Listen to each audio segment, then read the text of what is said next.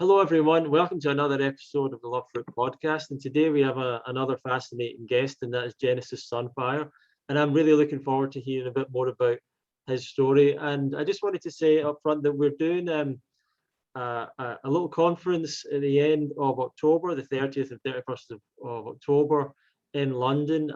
I think it'll probably be called the Love Fruit Conference. And if you want more information and stay in touch with us in the podcast about all that when it all comes out, fruitfest.co.uk. If you want to go there, you can register and subscribe to our newsletter, and you'll find out more soon about all that. So thank you very much for any support that you can offer us, and for supporting the podcast and sharing the interviews with other people, which we'd love you to do.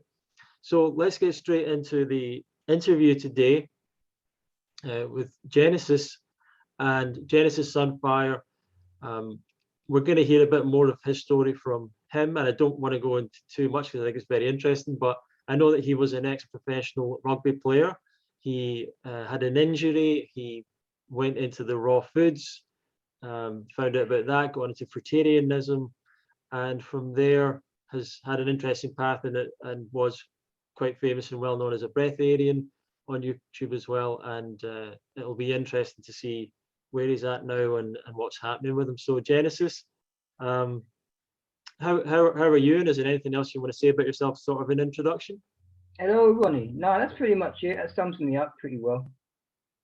Awesome, thank you. And one of the first questions I usually ask people is that, you know, you've obviously found your way to an alternative lifestyle, but the way that you were brought up, was it a conventional diet, a conventional lifestyle? Like, how were you kind of brought up? Yeah, it was pretty much a conventional West Indian, South London mashup. Not really realizing that the West Indian diet and, stroke culture is not really conducive to great health. But memories and history and tradition and enjoyment out of it is immense. It's just like any culture. You have your favorite stuff that you like to eat, your favorite taste, your favorite textures, and all that stuff, and then that becomes a part of your identity. So, sure. I was brought up in a West Indian culture, on pretty much West Indian and cheap ass food. Yeah. So yeah. And the interesting thing, so there's a funny coincidence, because last week I was down in London. I'm actually in Glasgow, but I was down in London, and I happened to go to a play that was taking place, and it was about, partly at least, it was about West Indian culture, because it was set in partly in a funeral directors, and they were talking about the 9 nights kind of funeral, or the way that West Indians deal with death, which was really interesting. I'd never heard about that before. But I also visited, there was some statues put up in London. I don't know if you're aware of this, of big tropical fruits that have been put up in the Hackney area to celebrate kind of the Windrush generation. So they had like a sour salt fruit, like a big statue of it. And and I was wanting to ask, as part of that West Indian culture, were you brought up in any of these fruits, like sour sop and I don't know, jackfruit, or any of these kind of West Indian? My mum was. I never had those. Right. But my mum was. I had the plantains, and it was a mashup. Like sometimes the breakfast would be, baked beans, onions, plantains, bacon, stuff like that. You know what I mean? It'd be a mashup of British culture and a mashup of West Indian culture. And, most of it was economical. In fact, the whole West Indian culture itself is pretty much economically based. It's the cheapest, crappiest stuff you'll find put together. Kind of a spin-off from the slave culture. So, it's just, what I know of it now is just a glorified spin-off of the slave culture. I see, yeah. And in terms of the way you were brought up and everything, it seems like even to this day, it seems like you've always had a real love of fitness and physical activity. And is that something that was quite a young age you got into sport and things like that? I think that was in the blood, period. And I was always going to be that way, Plus I'm an Aries, so it's like a perfect mix of, you know, something explosive. You know what I mean? Something Yeah. explosive is definitely going to happen with me because of all those bits and pieces put together. So yeah, I've always loved fitness, and it's always been a certain type of fitness. I've always loved explosive fitness. I've always loved aggressive things, Yeah. contact. Yeah. And obviously Now go on. rugby is a very physical sport. It is, it is. But one thing I want to kind of say is that it's been a theme all the way through, and I didn't know it was a theme in the beginning. But everything that I was involved in and everything that I am has been perfectly put together. Even if at the time I didn't know it, you know, I never knew it, and I hated it, I resented it, and oftentimes I often felt that the rugby was a way to vent. Yeah. I didn't realize it was actually put there for me to learn in the most perfect way to be who I am and to be a better person. Mm-hmm. You know, it's Yeah. only now when I look back, when I'm older, a lot older, I can actually look and see, wow, certain people are still there. Yeah. Now I can see the sense of this situation coming up. Now I can see the sense of me, how I was in the first place and how I am, and I can see the evolution that would never have happened if I wasn't put in rugby league's path. You know what I mean? Yeah. With certain people, certain situations, situations that I often, like I said, I often resented. Even when it comes to, you know, being black and you're in Britain and certain situations there, and you know, with rugby league, when I joined, if you were black, you're most probably going to be on the wing because you could run fast. Right. These days, oh, that'd be racist. But back then, that was just a thing, you know. And you'd always kind of look to see whether your opposition was black or white. If he was black, you knew you was in for a hard game. If he was white, you knew you could outrun him. That's pretty much what it was. You know what I mean? Back in those days. So there's certain situations, and even being a student in Bristol, coming up with all the racism, going through all the racism there and their history, and it's just I've always been put in certain places that kind of forced me to dig into myself and what I'm made of. Mm. And there's always been an undercurrent of having to endure something that was already put there Mm-hmm. by somebody else. You know what I mean? It's almost Yeah. like a test. It's almost like I was taking part in a test that certain people go through to get to a certain place. So that's how I've come to view my life and my history. And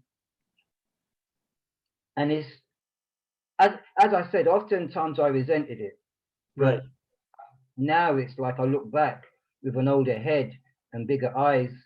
I can actually see the point. But it also means that you don't really have a life to you almost don't feel free.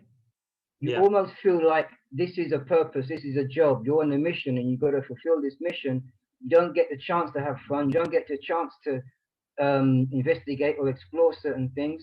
You don't get the chance to be lazy, you don't get the chance to cry, you don't get the chance to be depressed, because you're constantly being put through this grind, this mill. Right. And you've got to come out on the other side, you know. And it's like, for me, I've got glimpses of that realization. In the beginning, yeah, you get these little faint glimpses, but as time went on, the glimpses got bigger and the feelings got bigger, and it made me realize that, hey, there's something going on here, and I'm in something. So yeah, it's so you kind of found life. Yep. Sorry. Sorry, I tend to ramble sometimes, and then I forget what I was talking. No, What the original question was. I just want to summarize what I'm getting from you, which is that it feels like you went through a lot of tough experiences. You went through difficult times, and that things like rugby and the physical stuff was a way for you at the time. That was how you vented. That was how you sort of expressed yourself. Maybe I get the feeling that you were maybe talented like at a lot of sports. Like you seem like someone that's like was probably pretty good at a lot of things. I don't know why I think that, but I just imagine you might have been with sports. I was a very good runner, sprinter. I was the type of guy that I could put my hand to anything and I'd be pretty decent at it, you know. So when I found something like rugby that I actually loved, and I'm the type of guy that I don't love nothing. I don't find anything fun or enjoyable. You know what I mean? I'm one of those guys that I really struggle to find what I want to do in life. You know what I mean? Yeah. So for me to find the rugby and be really passionate about it was quite something. And then literally from day one, I knew I wanted to become a professional. And obviously, again, digging into that story. Well, that's what I wanted to ask. How does a guy? I imagine South London is not a big rugby place. Maybe I'm wrong. Well, this is it. Rugby league's a northern sport. So guess what? I had to fight through the ranks to get to become a professional rugby league player. Yeah. And I had to go from London, go through all that. I mean, I did some one-of-a-kind things, being who I was. You know what I mean? In order to get there. So yeah, I had to go back and fight through the ranks and fight for my place and lay my claims. You know what I mean? Absolutely. How did you get into it? Was it at university or? No, it was primary school, secondary school. Sorry. Right. Secondary school. Went to William Penn Secondary School, and it was the Northern. We had a PE teacher, Mick Smythe, a Northern guy, and he was the one that brought it into the structure. Oh wow. And then and it was through him that I ended up playing open age, like 15. I was about 12 and I was playing against adults, and that was outside of school. So it was just things like that and getting involved in the whole expansion scheme of things and being able to be put in places. It was really cool. And then from that kind of thing went the whole Fruitarian. Well, let's talk about the rugby a little bit. Was there any kind of like nutrition at all involved when you were playing rugby? And could you tell us a little bit who did you play for and what kind of level did you get to and everything? And was there any nutrition or encouragement in that direction? No, there was no nutrition back then. In those days, there was nothing. It was literally done by yourself. I played for. I went up north at about the age of 13 to have trials for Yorkshire, like juniors, amateur, and I didn't get in there. But they told me, look, we like what we see. You come back next year and you're in by default. So I bided my time when I came back next year, and lo and behold, I was in the squad, and I experienced that. Then I got to, as an amateur, the local side, I played for Batley Boys, spent a season there, went on to another club called Dewsbury Moor, another local club. And how it works is you kind of do the rounds there. You find your club, and then you go through the ranks. Like you'll go for your local town, you'll play for your local town, then you'll play for your district, and then you'll play for the county, and then you go on to play for Great Britain. Mm-hmm. So those are the things you've got to strive for as an amateur. And that's what I did. I was lucky enough to have the and listen, these guys had to literally prize me open, because coming from South London, I was closed like a mofo, you know. Yeah.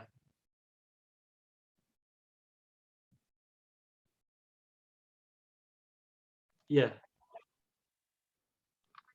Let's keep going. Yeah. All right. So yeah, these guys literally prized me open, man, and it was so painful. but as I said, lucky enough, I had the determination to really get to where I wanted to go to. Yeah. And again, it was one of very few passions I actually had in life. And yeah, so from the local team, I ended up, you kind of bounce off the local team to district, then you have your county, and then you have your Great Britain. So I was constantly bouncing back from there.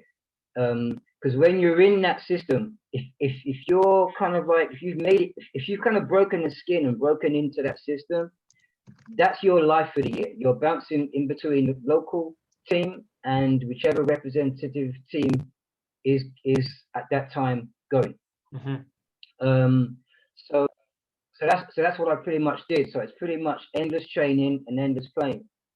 And then after all that, I made it to Yorkshire. I made it to Great Britain, and I was the first Londoner to play in those representative teams.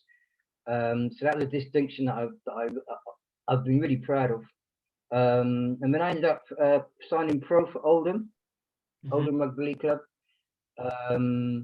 which was like my heart and soul was with Oldham.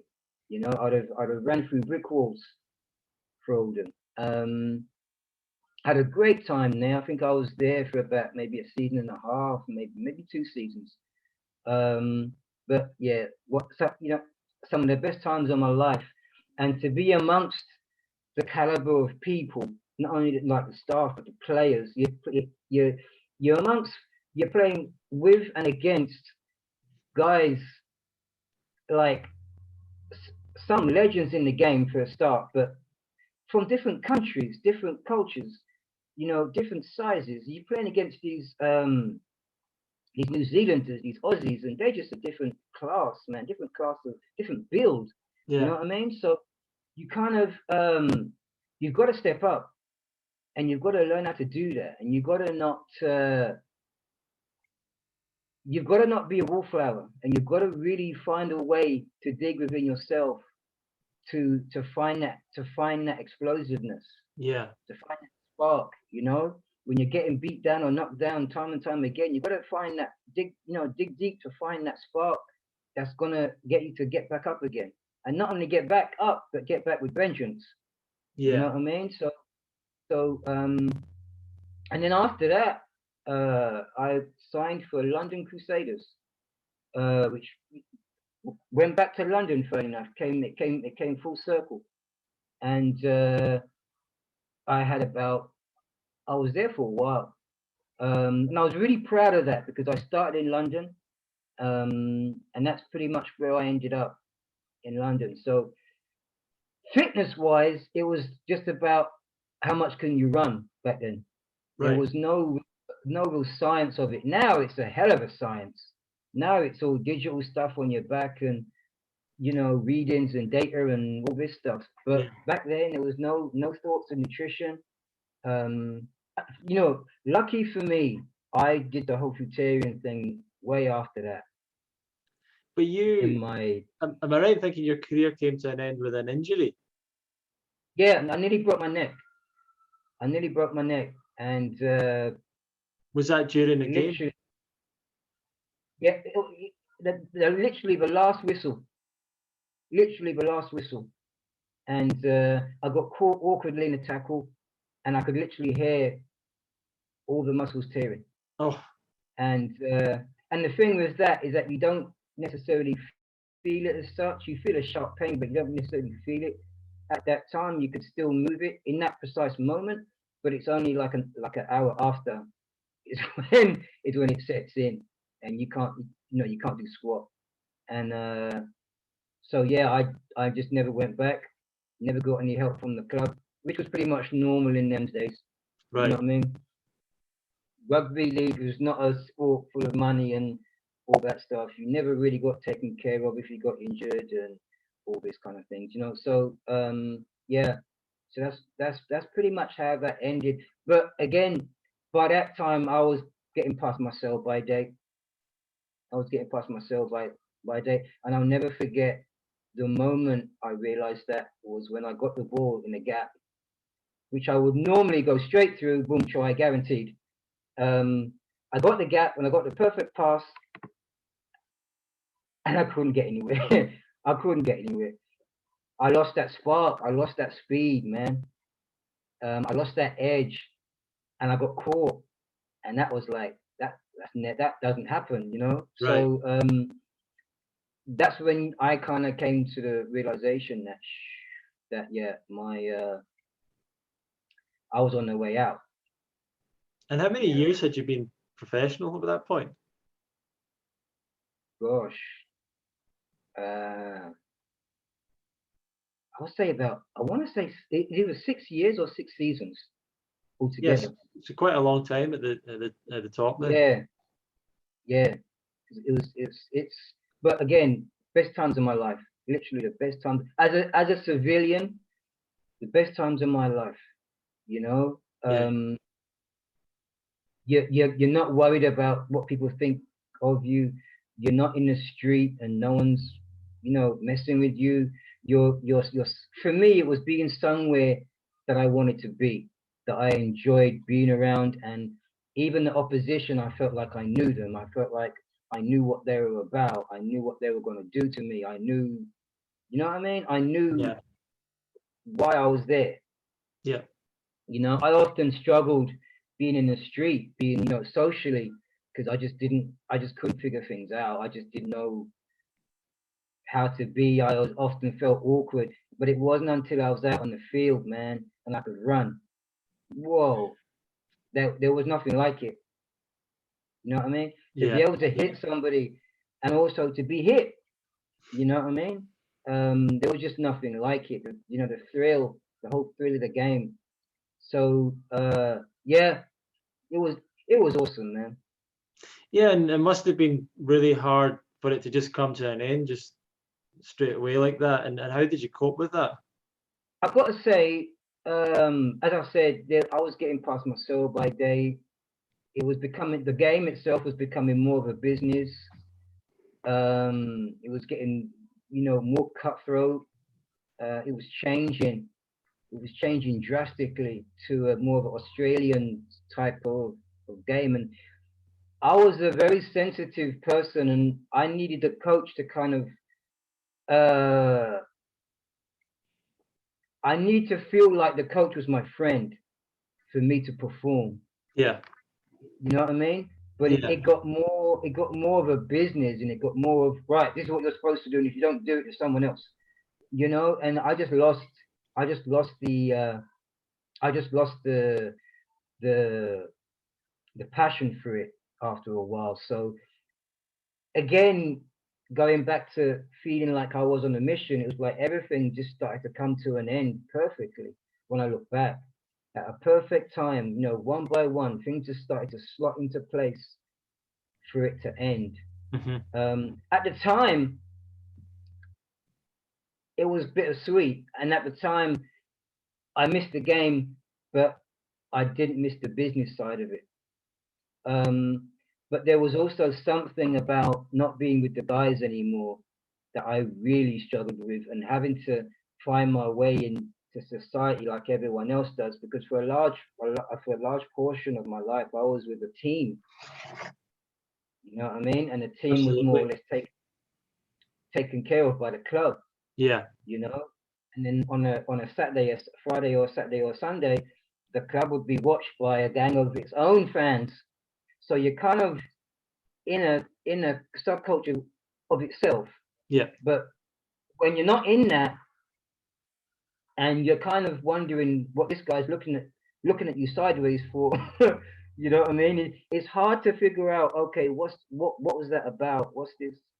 Do I say something? Or, you know what I mean? How do I feel about that? Yeah. That's the kind of person I am, and I was even worse back then, because you know, I was angry, and I had all this rage, and I had all this energy, and I had all this, you know, being black in England and all this stuff, and just trying to figure out the system and how to be a better person and how to get along. in a Sure. system that was probably not really built for people to get along anyway. Sure. And did the injury, did that lead you to try and find about healing, and is that what led to raw food? Is that the kind of direction? Nah, not at all. Not at all. Literally the injury just put a stop to all of Right. rugby, period. Right. Yeah. The injury just made me look at, shit, what am I going to do for a job? You know what I mean? Sure. That was literally it. Because for like six seasons or 6 years, that was my job. Yeah. So that was what that was the conclusion that had. What got me to the Fruitarian was again going back to everything falling into place. I was quite happy eating crap. In fact, I was very happy eating crap. But there came a point, and it was pretty much when I was studying in Bristol. There came a point where one morning I just said, I feel like crap, and I don't want to feel like crap. Like I really feel like crap. I feel like something's wrong. Yeah. You know what I mean? Yeah. And then I got to a point where I pushed through for that week, but by the end of that week, it was like, nah, I want it. And I've never felt like this. And it felt like I didn't want to eat any more processed food. Yeah. That's not me. If anybody knew me back then, that is so not me, right? So it was like, okay, what do you want? And for some unknown reason, I wanted fruit. I wanted mango. I wanted a mango. So it was like, you want a mango, right? Anyway, how are you going to get right? See, the West Indian supermarket, and I had to cycle to the next kind of town, to the market, and I picked up a mango and some grapes and some other stuff just for the fun of it. And I got back to the house. Oh, I tore that stuff up. It was unbelievable. What made it unbelievable, I have no idea. But at that moment in time, it was freaking unbelievable. And I thought, wow, it was like I just discovered fruit by myself. You know what I mean? Yeah. And it was like, wow, how can I share this with the world? How can I share this with the world? You know? But anyway, that's how it was, and then So I felt like, oh my just God. just to clarify, there was no, it wasn't like a book. You didn't see anything. It was just an intuition. Nothing, Yourself. nothing. It was just this moment in this situation in this moment in time, and I thought nothing of it other than, okay, but what am I going to do tomorrow? Because damn, I really enjoyed that. I actually want to do that tomorrow. You know what I mean? So the process stuff for that situation kind of got pushed over. And then I ended up doing that for the rest of the week, and it was freaking awesome. And then here's how newbie I was. Here's how brand new I was. No one told me about detox. So of course, after like 7 days, boom, I was laid out in bed. I was laid out in bed, severe flu symptoms, and I couldn't even. By the end of that week, I could literally just about crawl to go to the toilet. You know what I mean?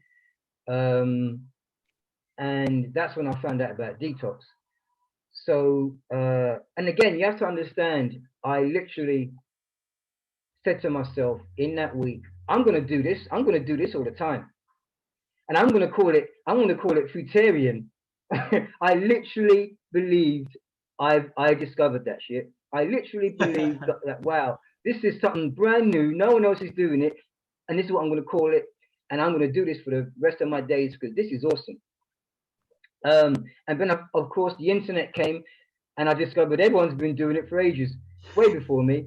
So, so I started to dig into trying to research this thing. And now, yeah, okay. Oh, so that was detox. Okay, wonderful. And then it kind of went from there.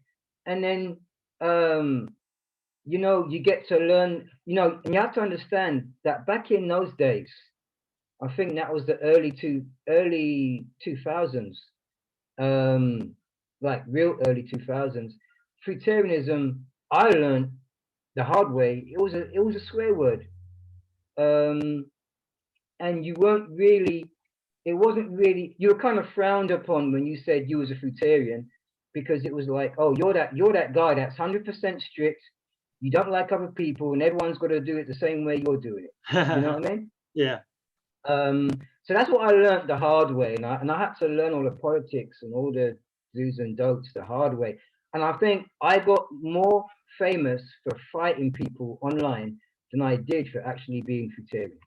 Was that like, because it was such, yeah, was that forums and things like that you were on?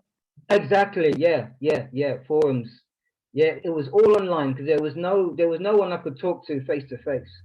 You know what I mean? It was all online, and oh man, it was, you know, and then that's when I really started to hit upon other people going through their detoxes and whatever, you know, stage, you know, dealing with their mental health, and all these different things, and then they regurgitate it online, maybe not even realizing what they're pumping out, Right. you know, energetically, physically. But you know, some of these people you talk to online, and it's just like, how can this person just be so unreasonable? You know what I mean? Or how can this person just be so angry, for God's sake? You know, I'm so spiteful, man. You know what I mean? This person doesn't even know me, and all I put was in my title was Fruitarian, and that's it. Boom, rage and spite and anger and all this stuff. You know what I mean? Yeah. So I was that guy originally that came on just to share, just to say, oh yeah, hey folks, I'm just like you guys. Hey, hiya. You know, but I was kind of met with this wall of rage, man, and how dare you, and you know, and I had to kind of do more research to find out that, oh yeah, Fruitarians aren't liked. Generally they're not. And then I met some, and I could understand why. But at the same time, but at the same time, I realized they're just like me. They're just like me, and I could relate to them. They're just like me, and I could actually see why they're not liked. I could actually see the differences between the strict and the not so strict. You know what I mean? Yeah. As the whole raw vegan thing evolved, the raw vegans became known as the not so strict. You know what I mean? They became the ones that did the gourmet raw food and the creams and the this, that, and the other. And they were the ones that were not so strict. Fruitarians were the ones that were deemed as the 100%ers. Right. You know what I mean? You can't talk to them. You can't talk to them because they just boom. They're just so opinionated. They're assholes. You know what I mean? So like, I just wanted to go back. So like, you pretty much figured out the diet on your own intuitively. Is that pretty much what you're saying? The inner, yeah, very much so, because one, I couldn't get no sense out of everybody. Two, the people that I got a little bit of sense out of said you couldn't do it in the first place, but I'd already been doing it for like 2-3 weeks. So it was like, you know what? Okay, this thing is flawed. This thing that the people here aren't as in the know as I would like them to. You know, coming from a professional sporting background. Yeah. The people here aren't as in the know as I would need them to be. Because, you know, to some degree, when you do these things, you kind of lay yourself out there on the line. You put your neck out there. You know, you're naked, and you kind of want people to embrace you. You kind of want people to help you. You turn into this helpless baby all of a sudden, you know, just because you're the newbie. So I guess that's kind of how I presented myself, as just naked being, this baby needing to be nurtured and picked up. You know what I mean? But it was actually far from that, and I actually had to grow up very quickly. I had to put my rugby head back on. I had to take the nappies off and put the rugby head back on, and get tough with people. Yeah. You know, and you know, through that I probably learned more that way than kind of being embraced. Because I, you know, later on down the line, I realized that, you know, if I was to be embraced, I probably would never have done the things that I did in the end, you know, because I would have been diluted and watered down, Yeah. And what was your diet like at that time when you were starting off in the fruitarian path? I was one of them fruitarian 100%ers, complete arsehole, and I was literally fruit, and no greens, no water, no nuts. It was just literally fruit. And did that My include, thing, my sorry, I was just going to say, sorry. did that include avocados, tomatoes, cucumbers, things like that? I wasn't a fan of avocados at the time. I wasn't a fan of tomatoes. I found myself literally oranges, literally sweet fruits, Yeah, right. literally the sweet fruits. Yeah. Yeah, I was quite the typical carb monster, nice. very much so. When I look at back, it's like, yeah, I was typically a carb monster. There was no diluting. There was no taking the rough edges off. No, it was oranges, bananas, the sweet mangoes, the most sweetest fruits I could find. Yeah, And I think largely that came from because I was a carb monster when I was on cooked food. yeah, So I think it just bled, it just stayed the same. You know what I mean? yeah. I just gravitated more towards the carb fruits. At what point did you meet? I know that you met Doug Graham at one point. Did you go to some of his events or Yeah. something like that? And what was your opinion Yeah. of that? And what was your experience? Listen, man, that was when I said one of the best times of my life. That's in there. I did his retreat for two years running, and it was just great to be in that environment. It was always You was always sad to go back home, you know. Yeah, And one of the best things was that you see the people on the forums, but it was just nice to also see people in the flesh yeah, and actually interact with people properly. You know what I mean? yeah, yeah, Um, and then you get to hear other people's story, and it taught me a lot about. It's not that I needed help with opening up to different people, but it was just really because I think what was happening, I probably was becoming a bit too overly cautious as to who I spoke to and who I messed with and because I was pretty much a maverick. I was pretty much by myself. I didn't gravitate to any one clique, of people. Um, so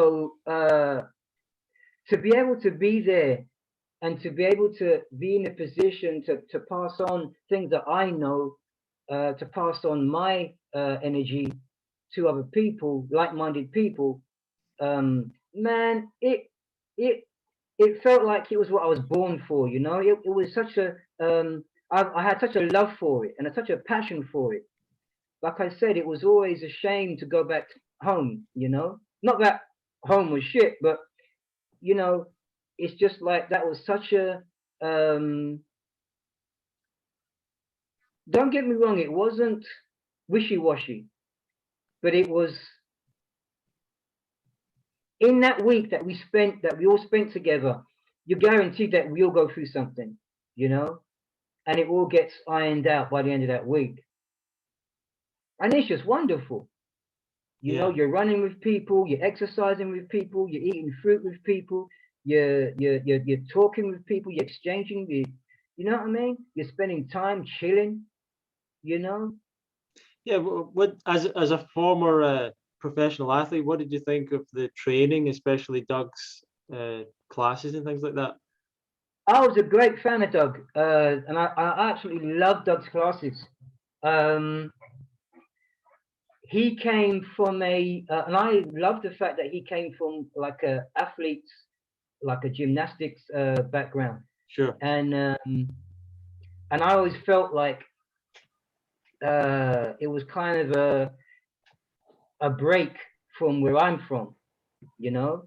We actually had pretty much the same viewpoint on fitness in relation to raw food and fruits. So it kind of went really well. I liked his classes because you were doing fitness without knowing you was doing fitness. Yeah. You know what I mean? He liked to do his classes with a lot of fun, Yeah. with a lot of joking, with a lot of camaraderie involved. Yeah. And I like that. That was a nice break for me, because I was always used to give me 10, give me, length of the field and back, blah blah blah blah. You know what I mean? Yeah. That type of thing. Yeah.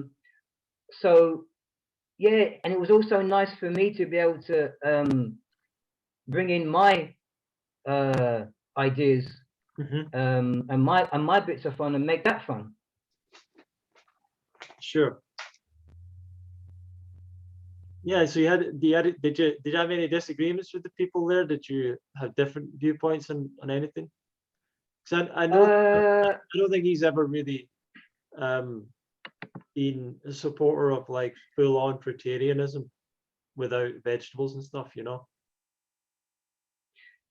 I think with them, with me being there, I was always the people didn't know what to make of it.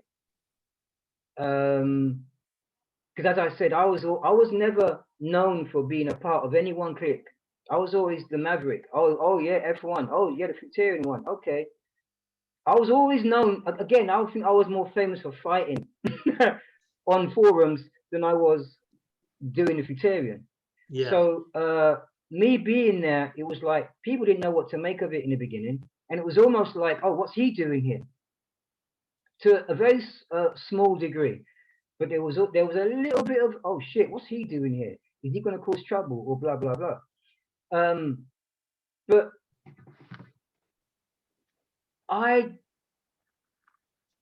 brought something different, and there wasn't one person that trashed it. It was always dealt with respectfully. Yeah. You know what I mean? Yeah. It was never once said, "Oh, that's bullcrap." Oh, I don't believe. You know, it was always, and that's what made it so nice. It was always, it was very respectful. Mm-hmm. Nobody ever really trashed anybody for what they did. And at the end of the day, you couldn't trash me because I was the evidence. You know what I mean? So they'd be pretty stupid trashing me because I was strong, vibrant, and healthy. So whatever I was doing was working. So there was never, and you could say the same about pretty much everybody that turned up too. You know what I mean? So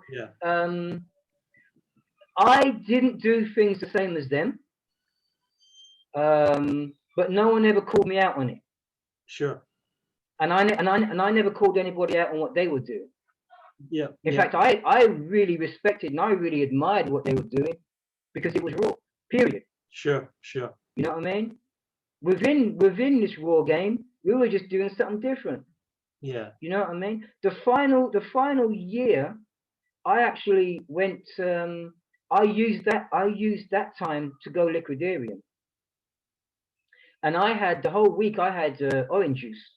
Right. Man, it raised some eyebrows, but nobody called me out on it, and I was able to go through the whole week. In fact, it was awesome. It was really freaking cool. You know, just to be there, being able to do what you want to do within the structure. You know what I mean? Sure. So that was awesome. At that time, were you working as I believe you might have been at one point working as a fitness trainer, and I think you were doing YouTube videos as well. Was that what was happening for you around about that time?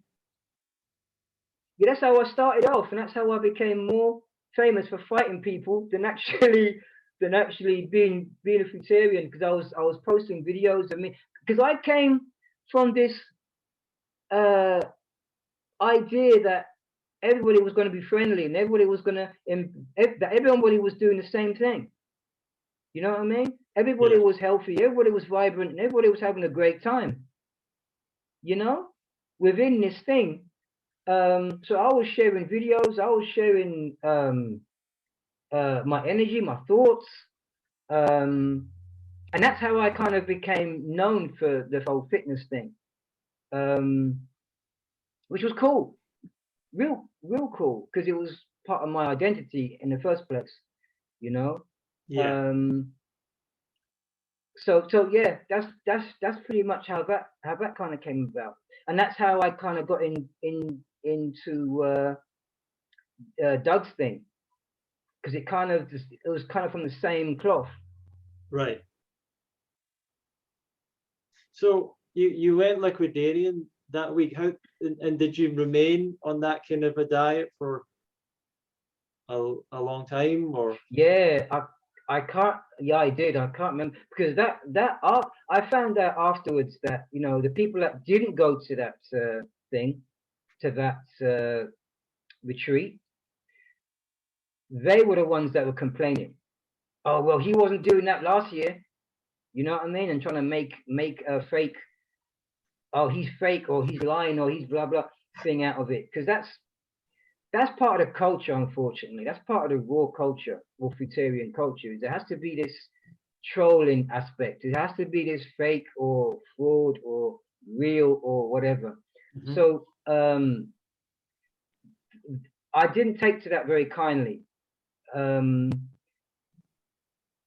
because I didn't like that side of the culture. And for those 2 years, I felt like they were family. You know what I mean? Right. So I kind of had to learn who to distance yourself from, and how to deal with this online crap, because there were people that were just talking out their neck. You know what I mean? Not making much sense. They weren't there.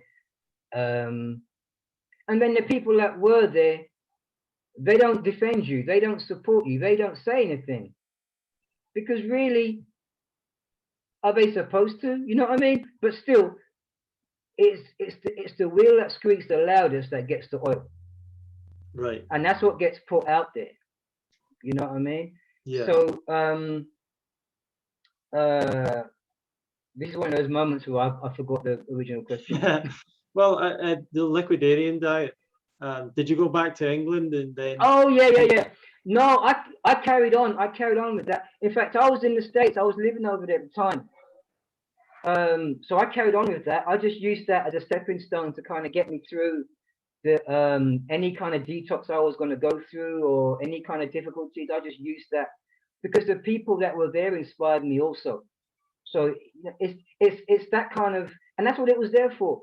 You know, really, you were supposed to use that to detox. You were supposed to, and get help for it. You know, you were supposed to go there, and you know, it wasn't so much as a place. In fact, it was a lot of things to different people. To me, it would be one thing. To someone else, it'd be a place you can go to heal up and detox, and be able to go in a corner and do that. You know what I mean? It Yeah. wasn't all about just you got to get up and do fitness and roll bales of hay and across one field, and you know what I mean? Yeah. And flip tires and stuff like that. It was different things to different people. So I really enjoyed that. But I carried on with the Liquidarian lifestyle, because to me, I was already on my own plan. Yeah. I was already on my own mission. It wasn't a mission that I knew of per se, but it was a mission that, okay, it looks like I'm going somewhere. Let me follow it intuitively and just see where it ends up. You know what I mean? And that's what I did with that. But I think it was that's when I really came up against the more intense opposition and resistance. And I always told people, I just don't understand why you're so pissed off at me, because I'm the one doing it. You get to eat, you get to drink as much as you want. You know what I mean? So I never understood why people were so resistant towards me Right. doing it. So yeah, it was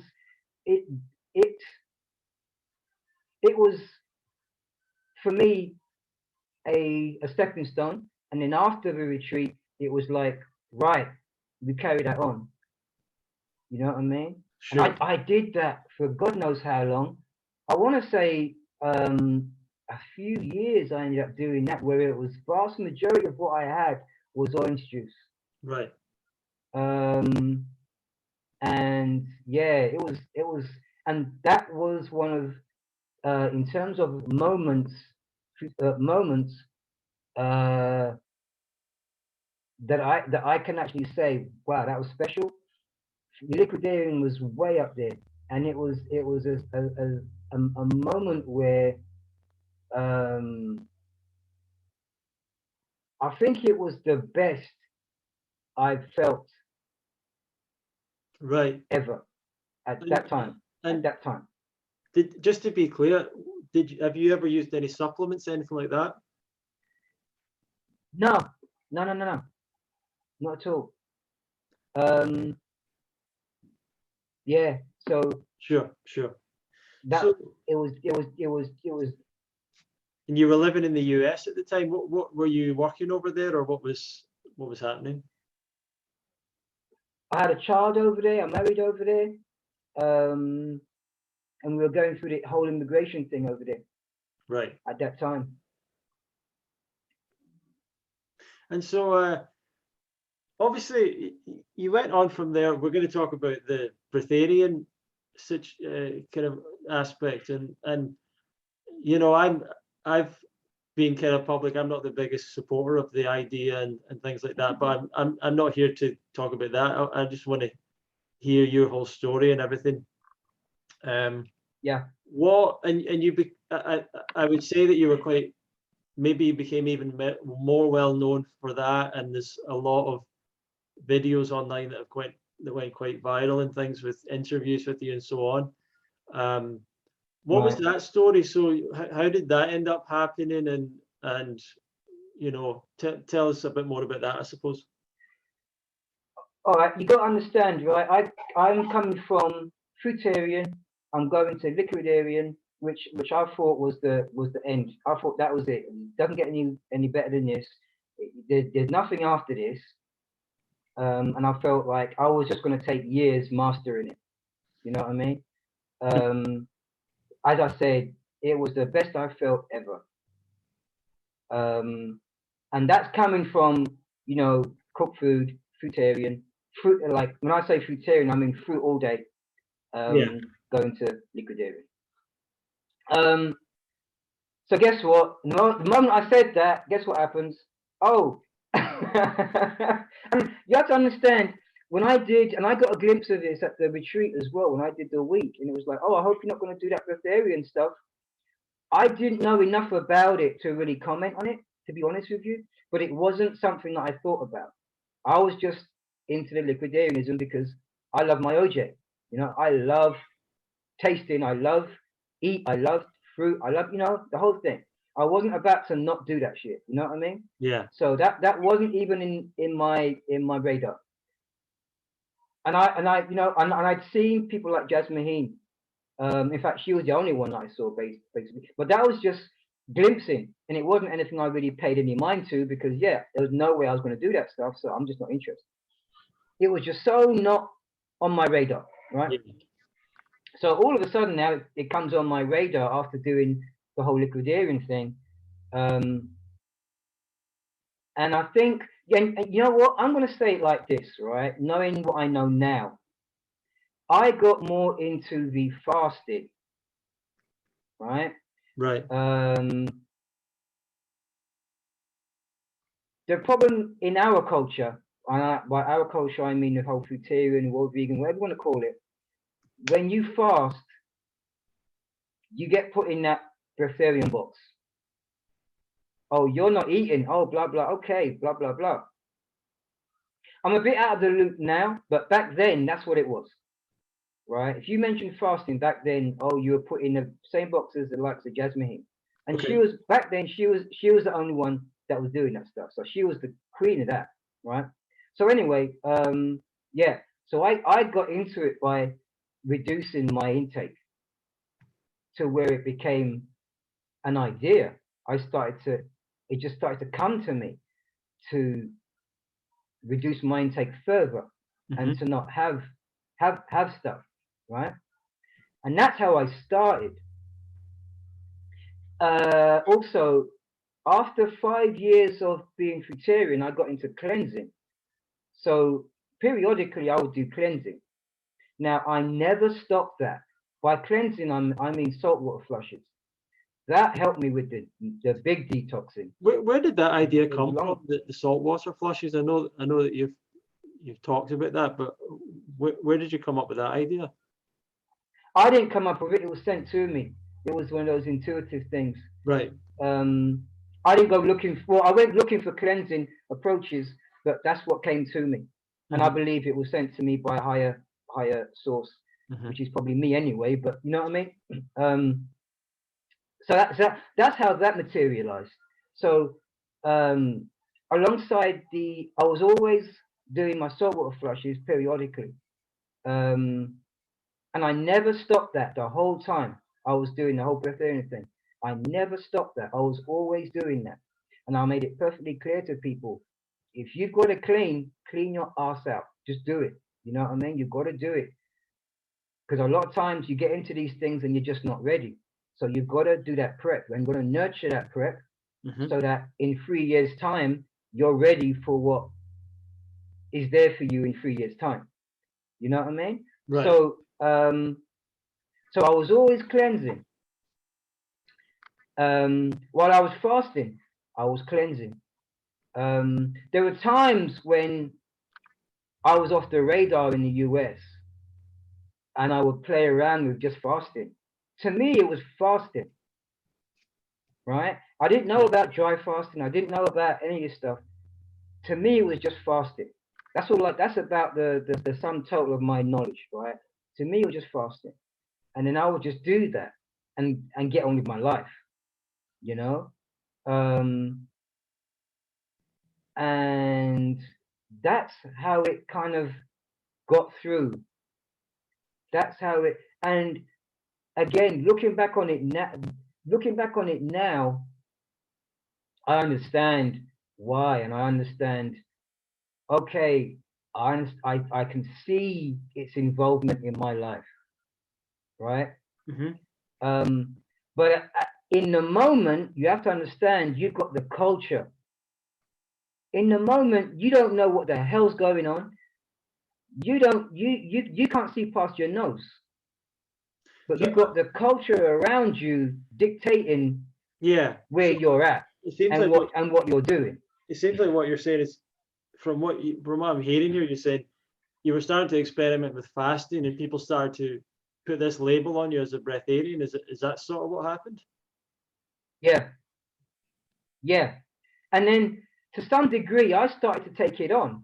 In you know, I'm a bit of a rebel, and in some ways, it was a big fuck you to people to say, right, I'll take it on, and I'll show you. You know what I mean? But in that sense, I wasn't very respectful to the culture, to the cause, right, or to the mission. You know, when I look back, that's what I see now. Because it's one of those things that can totally kick your ass, like without hesitation. You know what I mean? It's something you just don't mess with. Yeah. You do not mess with breatharianism. You just don't mess with not eating. You just don't do that. You know what I mean? Maybe I'm not clear on this, but I feel like, is there not times when did you not claim you were breatharian, or did you? Am I getting confused? I'm not sure, but no. There were times when I claimed it to an extent, but in my mind's eye, I was kind of hesitant to go the whole hog, you know. But if I did interviews, it would be, oh, Breatharian, Genesis Sunfire, says this, or blah blah blah. You know what I mean? That's what I mean by the kind of culture, I got to be the poster boy. Right, I see. Yep, the updated. Jasmine was kind of outdated, and I got to be the updated version of Jasmine. You know what I mean? So I got to. Yeah. Did you ever actually stop eating for a significant period of time? Were you? Yeah. I was the dumbass that actually did it. You know what I mean? How long? But again, I was still cleansing. I did it for about, including the cleansing, I did it for about 2 years, I want to say, before before most people even knew about it. And it all fell to pieces the moment people started to know about it. The moment people started to ask me how long have I been doing it. The moment I don't want to say things went viral, because in my mind they didn't really go viral, but the moment the word got out, that was the downfall for me, because me being the sensitive person I am as well, and it was kind of like when YouTube just started out and all this kind of stuff. I didn't know nothing about trolls, you know what I mean? So I got a lot of crap, but I kind of got used to it because of the Fruitarian malarkey, the whole Fruitarian thing. But I got a lot of crap, and I didn't understand where it was coming from and why I was getting so much crap. Later on, I found out all the ins and outs, and it was nothing but Fruitarianism times 10. You know what I mean? Sure. That's when I realized. That's when I found out Breatharians weren't liked either. So I had to deal with that. Just to get it clear though, are you saying that you had 2 years where you didn't eat any food, you didn't drink any juice, you didn't have any calories? No. I was always cleansing, and I think that's what saved my ass. What does that mean, cleansing? I was always doing the saltwater flushes. Okay, but apart from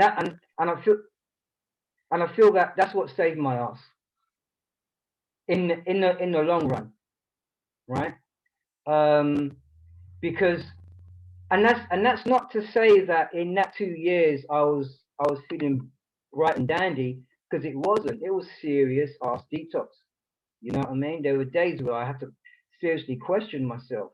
You know what I mean? But I think what saved my ass from probably getting killed or anything like that was that I was doing cleansing. Sure, you know what I mean? But you're saying that in 2 years you didn't have any food, and you didn't have any orange juice, you didn't have any fruit, you didn't have any juice. Yeah. So how did you do that without, like, you know, you're already quite a slim guy. How did you manage to survive? I got leaner. I had to deal with. I was more receptive to stress. You know what I mean? Like I said, it wasn't a holiday camp, man. It wasn't like doing Liquidarian. It was awful. It was freaking awful. Literally, I feel that doing the saltwater flushes saved me to an extent, but not much of an extent.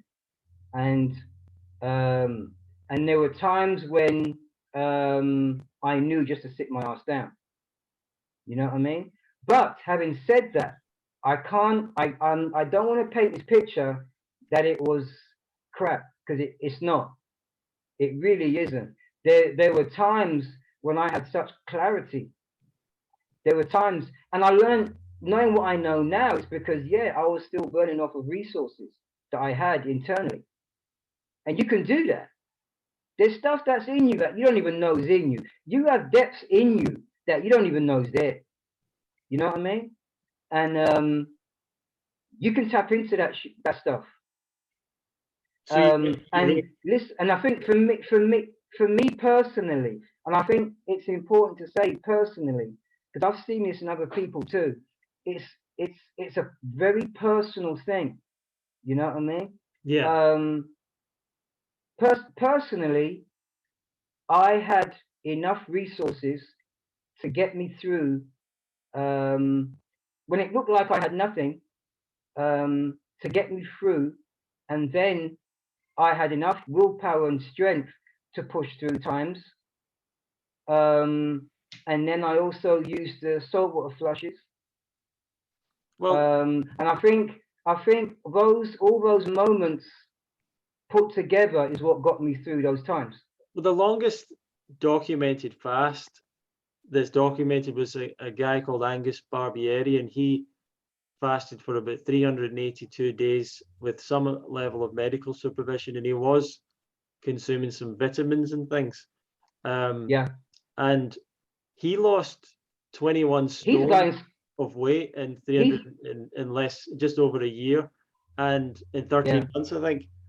And if you went 2 years on your own resources, like, you weren't an overweight guy. So how do you reckon you? You don't have to be overweight. This isn't like losing weight. It's not in that realm. There comes a point where it's like you're maintaining yourself. You know what I mean? There comes a point to where that shit actually stops, and you actually start to maintain yourself. That I can say for a fact, because you get there as a Liquidarian. To some degree, you get there as a Fruitarian if you don't eat too much. You get to the point to where your body just has its own wisdom and just takes over, and that's it. You know what I mean? And that's what happened to me. And I was able to mix in a bit of my own inner resources that I never knew I had, and it was also, like I said, a combination of doing the flushes and a combination of willpower. And how did you? You know what I mean? What do you think it was then that replaced food? Like, how does that work? I was always the guy that didn't want to speculate because I didn't know. I'm not one of these. I wasn't. You know, when you get these breatharians and they claim to know everything, they claim to know how it's all done. I was not that guy. I didn't come into it being that guy. I just came into it thinking I was going to fast a little bit. You know what I mean? And then it ended up getting deeper and stronger. So, but if I was to go off a hunch or a belief, I honestly believe, because here's my thing, right?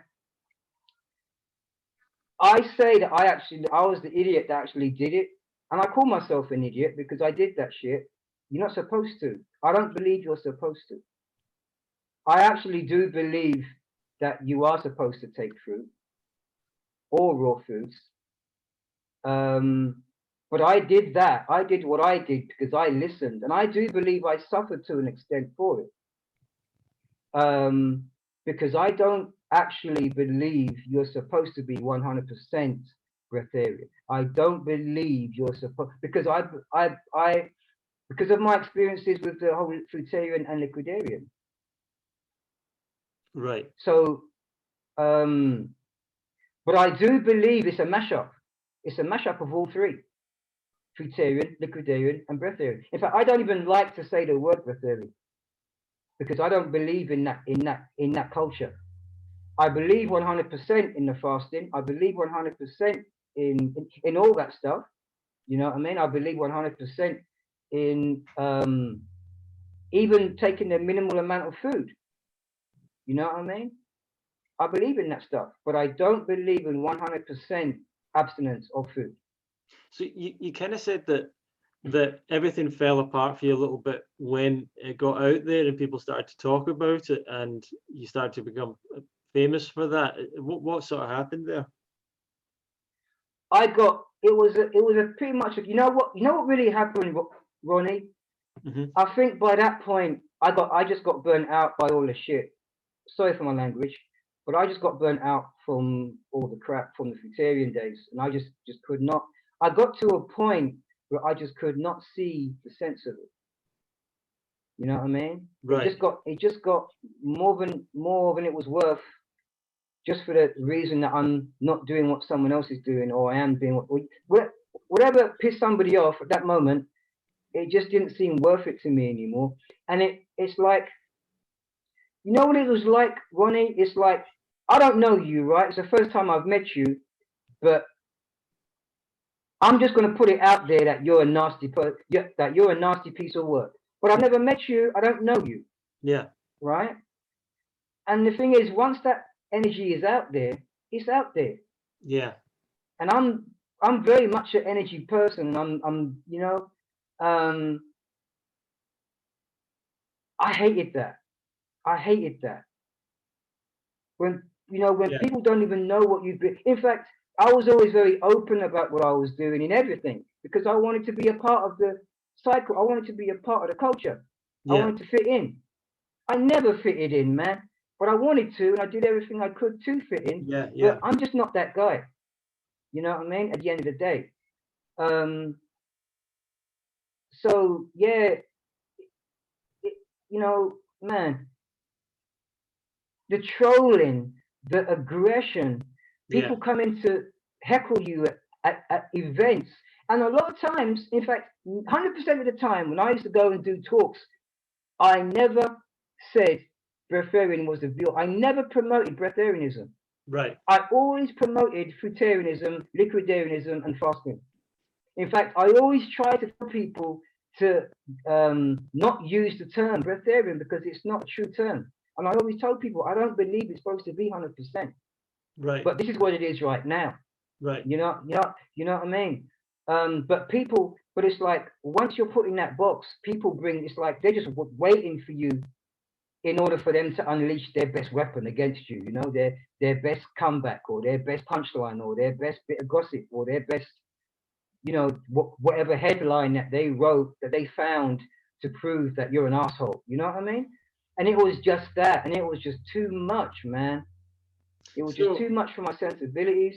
Yeah. Because also I had life to live also, and I was going through a tough time with life as well. So, as I said, to do anything like fasting, and you're having a tough life, it's not going to work very well. I mean, you did attract a lot of attention, and I think that I was looking on YouTube, and I was looking at some of the videos that you come up under, and like the most viewed videos and things like that. So you do have, if I just check right now, actually, there is a few videos that are like 50,000 views, 45,000 views, and things like that. So you did that. It did kind of spread around. Of those. In fact, I even got so fed up of the whole breatharian thing. I asked everybody to take them down, right? Not to show them anymore. Because you've got like, there's an interview there with David Wolf, and yeah, there's a few interviews you've done and things like that. So what were these experiences? You were sort of, for a while, you said you were like the poster boy. So did you get invited to a lot of things? Yeah, I got invited to Russia. I went to Russia, did a congress. Well, they called it a congress. It was just more like a church hall or something, like with some people in it. But I got introduced to awesome people with great intentions. You know what I mean? Yeah. But it's flawed. I got introduced to people that really wanted to stretch for definitions, but you know it's flawed. You know, but it's not like that. It'd be nice if it was, but it's not like that. You know what I mean? Right. I could shit on people if I wanted to right now and name names, but no, it's just like it's really flawed. And that was, to me, it was like confirmation, because as my last maybe year of me carrying that mantle was awful, and I wasn't even 100%. I was dipping into stuff, and I was telling people I'm not doing this 100% anymore. But it was like people didn't want to listen. People didn't want to listen. Right. And they made excuses for me. And I was trying to tell people, no, I'm not doing this anymore. I'm gonna do something else. But it was like I got to see people wanted a poster child. They wanted something, even though they weren't doing it themselves. Yeah. And that was the biggest theme for me, was people were looking for me to do something that they weren't doing themselves, and they were willing to argue with everybody on the forums, on the boards. But the fact was they weren't doing it themselves, and they were looking to push me with the physique and the body, to, you know, and say, right, this guy's doing it. And that was with the Fruitarian. It was the same with the Liquidarian, and it was the same with the Breatharian. And half the time, and this is why I'm always a little bit leery about doing interviews and being on video with people, Sure. is that once it's out, they can project you to be whatever they want you to be. Because half of the stuff, I didn't even know they were putting it at that angle. Right. You know what I mean? There's people that have taken my videos edited it, and put their own title to it, and bang, that's it, and put it out. Yeah. But yet but then it's my voice that's speaking. You Yeah. understand what I'm saying? So a lot of it was it was just a lot of it was just other people's stuff. A lot of it was where I was going, because I was constantly moving, and then I was finding that, okay, I'm moving somewhere again. And I, towards the end of the whole breatharian thing, that was when I was starting to go through real hectic times. So like in my own life, real turbulent times in my own life. Right. And then it just, and it's just again, I said earlier about things slotting into place. Things were just starting to slot into place to say, right, this is the end now.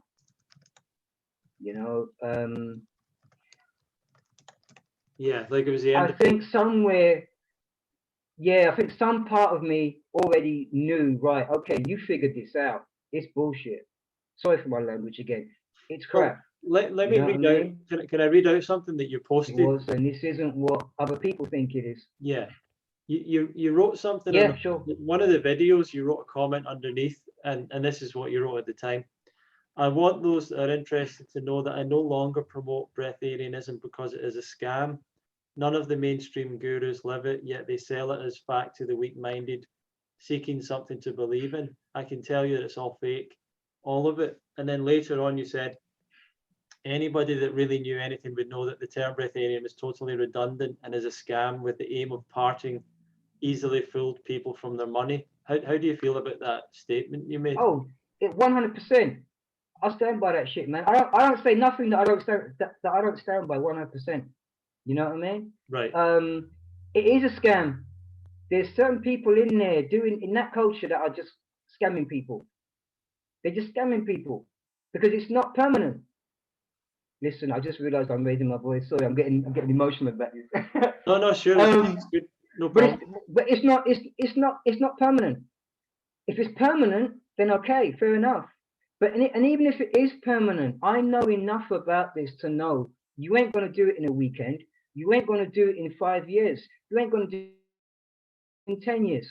This is something that is a lifetime's mission. And in between that, you're not be 100%. So the problem I had, the problem I had with this towards the end was that, and it was also the same with Fruitarian, is once you say you're Fruitarian, people put you in this box like you're perfect, like you don't have any, not a piece of cooked food passes your lips ever, or has ever passed your lips. You get put in that box, especially if you're up in a video or people think you're a celebrity or people think you're famous. That's how you're looked at. You know what I mean? But I knew that I knew from doing it that that's just not how it is. This thing takes time. This thing takes a effing long time to, one, figure out, and two, to incorporate into your life. Even the likes of Fruitarianism. Fruitarianism is a lifetime's work, man. It's a lifetime's practice. So there's people, and I emphasize the word practice because that's what it is, man. Yeah. So there's people, for example, and I think there's people that sometimes call it pranic living or other names like that for breatharian, and they do like 10-day initiation courses and things like that. So do you think that's just sort of a bit of a scam? In my personal opinion, hell yes, because man, you don't learn nothing in 10. No, you don't learn nothing in 10 years, man. You don't learn nothing in 10 years. Not this. This is, you got to respect this in such a way. You know what I mean? Yeah. You ain't learning squat in 10 years doing this, whatever you think breatharianism is. No, that's a lifetime. And in between that, depending on who you are, you're gonna have probably more downs than ups, especially in the beginning. And in between, you're not going to be 100%. That's a guarantee, because you're not built that way anymore. Maybe back in the dawn of time, but you're not built that way anymore. You're built from the DNA of your parents. They weren't breatharian. They don't have the mechanisms to utilize that. Right. You know what I mean? You've got to break down certain things, man. And those breaking down even one barrier, one boundary is a lifetime's effort. And it will probably take you within an inch of your life to do that. Just to break down one barrier to get to breatharianism. And there's many, listen, there's many barriers. And that's why I always say, man, I always say you got to respect it. You can come close to permanency, but I don't, if permanency is a word. But I really, my personal opinion, I don't think it's supposed to be permanent. I think you're supposed to use the fruits as a backup source. Right. In whatever situation, fruit is supposed to be a backup source. If you can't get it from the air, if you can't process it from the air, if the air quality is too crappy for the body to process through the lungs and all that sort of stuff, and you know, all the mechanisms, then fruit is the next best thing. You know what I mean? Yeah. When you were, and even that is a lifetime's. Yeah. Did I feel like people get, like, I want to ask about, why does it seem that people get so attracted to the idea? Like, I mean, and it almost feels like to me like people would have looked to you like almost like a guru. And Yeah. is that how you were getting treated at the time? I was different things to different people. To some people, I was a guru. Yeah, and they definitely. I try to discourage that because in my idea, a guru is somebody that knows what it is. A guru knows it and practices it. Blah blah blah. To me, I was still learning, so I felt it unfair to be called it, to be treated like a guru, because I still, again, I was still coming from the idea that I was just like everybody else. You know what I mean? I just wanted to be embraced. I never got embraced the way I wanted to. I got put up on a pedestal. And then when I got put up on a pedestal, I didn't really like it because I didn't really feel like it was a pedestal, a very high pedestal, if that makes any sense. Right. Because, you know, you're amongst people, other people that are mostly sick, mostly need healing, mostly have poor mental health, have severe mental health issues, especially when you come into, and this is something that's not talked about in our culture, especially when it comes to the breatharian culture. There's a lot of people with severe mental health issues, and no one talks about that. There's a lot of people with severe mental health issues in the Fruitarian culture. No one talks about that. So to me, it wasn't a very high pedestal. You know? Yeah. They weren't world-class athletes. They weren't, you know, to me, there wasn't enough sane people for me to say, right, I'm doing something here. I'm doing something big time, big shot. I'm a big shot, you know? Did you meet a lot? Did you meet a lot of other people that were? They claim to be breatharians? You mean other? At the Congress in Russia, I did, right. Yeah. Right.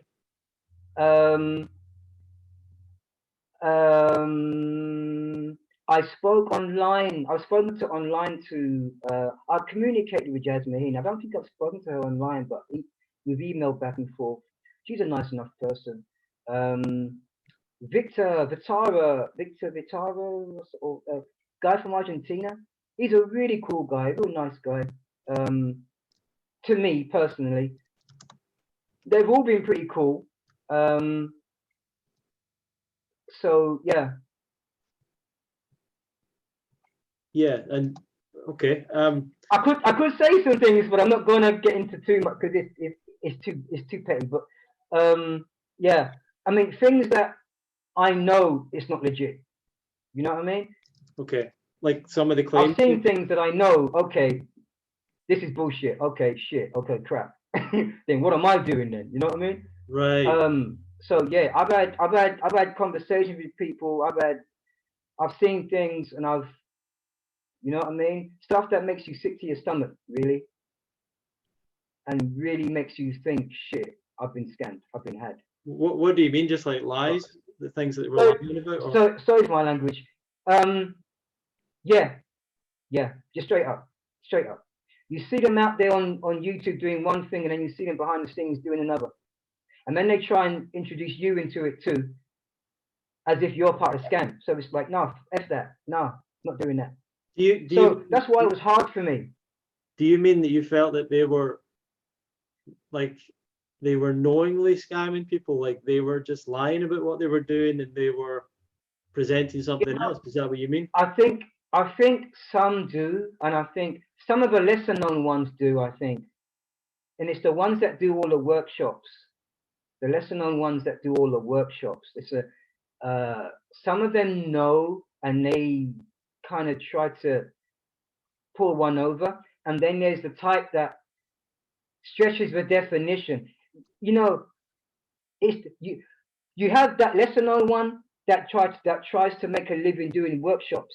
Yeah. They might have they'll have a bit of charisma about them, right? They'll have the gift of the gab, right? And they're usually the ones that are in the robes and the dot in the middle of their forehead and stuff like that, right? Right. And then you get the one that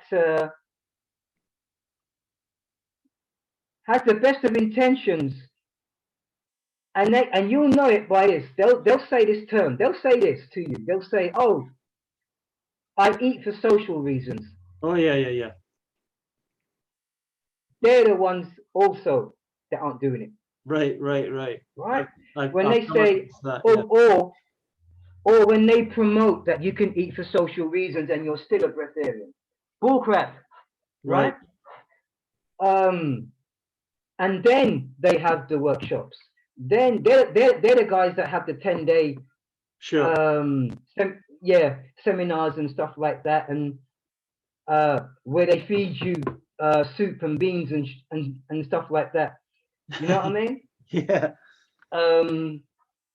That's true. That happens. And then they say it's okay because it's socially, and you know, it's okay.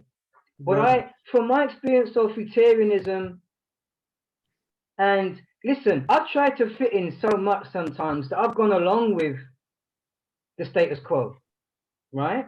Thinking, oh well, this is how it goes when in Rome. You know what I mean? But there comes a point where I had to say, no, screw that. I'm not doing that, because that doesn't make me feel good at the end of the day. You know? And I trained myself to kind of look at it intuitively. And if my intuition was saying, no, you better behave yourself, then I'm going to listen to that shit, because not listening to my intuition was far more severe than playing the game. You know what I mean? Yeah. My intuition will kick my ass, man. So I always listen to that. So when my intuition said, you know what, no, this ain't for you, then yeah, that's when I started to bow out and back down. And you know, you mentioned about when things got more public and it started to fall down. Again, that was one of the slots that fell into place. You know what I mean? Yeah. And it. What the question I was really interested in is, why do you think so many people are interested in it? Sorry, I forgot that. Yeah. It seems to me like a lot of people Listen, man, are attracted to it, and I've never really understood it myself. Listen. I tried to find out, because I tried to figure out what was people's interest in me. Right. Because I figured out that they weren't really interested in me as a person. Again, I was this guy. When I played rugby, I needed my hand held by the coach. I needed the coach to hold my hand and pat me on the head and say, "Oh, there, everything's gonna be okay." So I was the same when I came into this. So I was like, listen, I'm feeling something that these guys don't really know me. Right. They don't really have an interest in me as a person. Again, this poster boy thing, this poster child thing, it was more about that. Listen, when I tell you there's an interest in breatharianism that you would not believe, my friend. Yeah. You would not believe. And it trumps truth. It trumps the truth. But People are willing to look past anything in that culture. Seriously, they're willing to look past you being a scam artist. They're willing to look past the lies, as long as they can feel like they're involved in it. right. Because there is such an interest in this thing, and I don't know if it's a connection with poor mental health. Because I have to question sometimes. I think, and I think it's the same reason why certain people are into the whole Fruitarian thing for spiritual reasons. I think there is something in us as humans, in our DNA, that is pure, that is screaming out for something. Sure. But I think what is out there, the options that are out there, are corrupted. That's just my take on it. I see. Yeah, I see. But there is, and I think that is the interest. Yeah. I think that is the interest. I think there's something in all of us that there's a purity that tries to shine through and can almost lead us, in a sense, to go looking for something, right? And I think the notion of breatharianism is the ultimate of that. Whether it's right or wrong, but it's severely corrupted.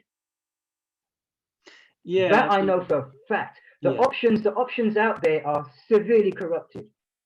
So even if somebody is looking for that inner fulfillment, they're not going to get it following those leaders. They're going to have to be their own leader and strive for something else.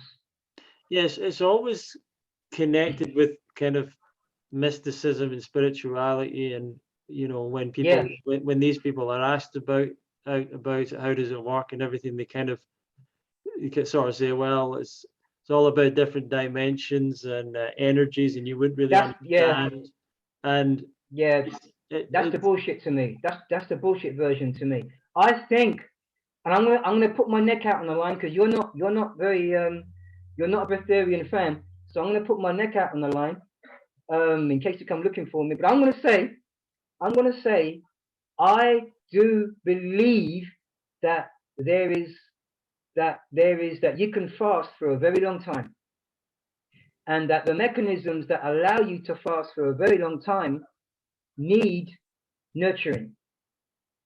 But to me, and I do believe that is connected to the air you breathe, it's connected to your body's ability to process moisture, and I also believe there's a form of cosmic radiation that the body, etheric, that the body can use.